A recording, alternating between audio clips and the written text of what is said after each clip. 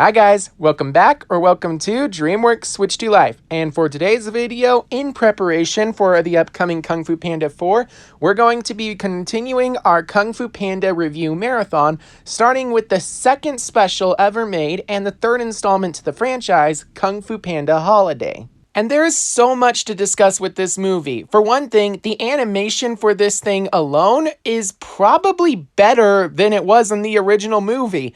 Not the best we've seen from the franchise, but still, it's amazing what they've done, both in the 3D and 2D department. It's all great. They also hired all of the original cast from the movie, so the voice acting is really good, especially the brand new character, Master Wohop. I just love that guy's voice. And then there's the music for this thing, which is really great. Sure, it's just the music from the first movie, but they implemented it so good, and I also love all of the sound effects that they included in the background. It's just so amazing what they've done with this special.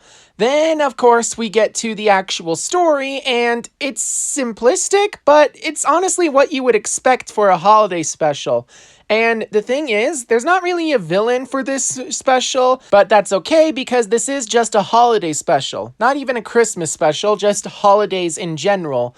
And the thing is, the message of this special is that family is the most important, especially during the holidays when sometimes it can be lonely to celebrate without them, and you can only be happy if you're celebrating with your family. And that's really amazing to see what exactly this special is trying to portray, and it does it in the best way possible. So, ever since becoming the Dragon Warrior, Po has had to leave the noodle shop, which has caused Mr. Ping to get lonely, but despite that, he still lets Po follow his dream. Unfortunately, with the holidays coming up, it's getting to the point where it's hard on both of them because they're not going to spend the holiday together, especially after Po is tasked with hosting the Winter Feast by Shifu, a celebration where all of the Kung Fu masters from around the world come together to celebrate the Winter Feast. And it's nice, but the issue is, all Po wants to do during that is spend the holiday with his dad. And he can't do that because his dad is not invited to the Winter Feast.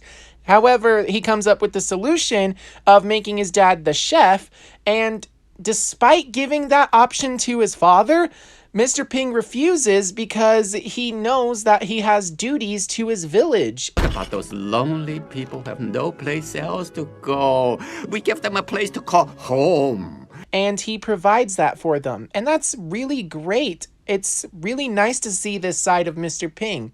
Not just someone who cares about running a restaurant. And lonely people pay extra. But someone who actually cares about his customers and the people that he serves. It's amazing to see this side of him. But by trying to make his dad the chef, he ended up dismissing a bunch of really great and amazing chefs, so now he has to cook all alone. One of the chefs that he did fire, however, is Master Wohop, and he's basically the villain of this, but it's not really a villain if you're just trying to commit suicide. Seriously, this guy was dishonored, and the only way that he can bring honor back to himself and his village is by dying in battle against the Dragon Warrior. And of course, Po definitely doesn't really want that to happen. But it's great to see that this guy got his redemption when he was offered the Golden Ladle. He brought honor to himself and his village again, which ended his drive to fight the Dragon Warrior and die in battle. So it's nice that he got that bit of redemption, even if he didn't really need it. It's weird to see all of the rules of Chinese culture being implemented here, but it's still pretty amazing to watch this stuff unfold. I felt like this short film was really great with the pacing and the story, and it really showed off the character development for both Po and Mr. Ping, but it also sidelined the other characters, which I will admit, I can't really imagine them doing much else besides what they actually did. It's nice we get this insight into some of their background, but they just don't really do anything to stand out. Most particularly, once again, the Furious Five, which is kind of sad, but it's expected. This is just a holiday special. It's not trying to be this full-length thing. One character in particular that this is the case for is Master Shifu, and the issue here is Master Shifu is honor bound to hold up all of the ancient holiday traditions for Kung Fu masters, which is a problem because he doesn't even know why they're celebrating the holidays. Because, well, I'm gonna be a little spoilery here for another Kung Fu Panda property, Legends of Awesomeness. It turns out that Master Shifu was not really great when it came to his childhood. He had a father who basically robbed people, so he never really got the chance to celebrate the holidays, and unfortunately, one day, his father just left him on the doorstep of the Jade Palace, which is really sad.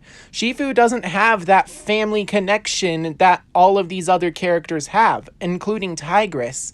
Even Tigress knows how to celebrate the holidays better than Master Shifu, despite not even having a family to call her own.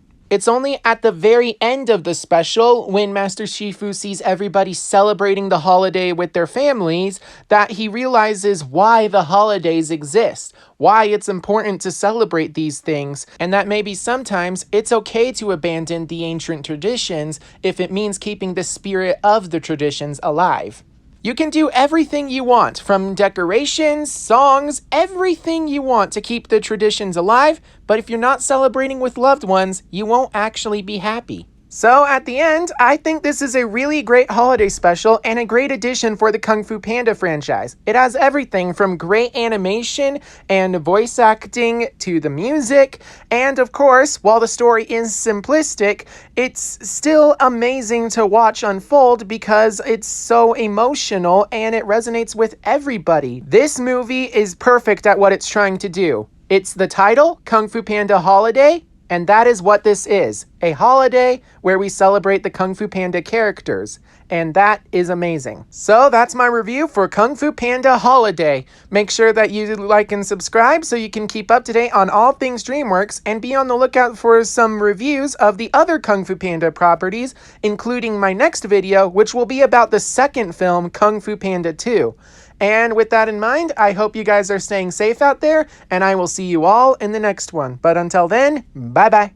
I'm hosting the feast, toasting the feast. I'm going to be doing the feast.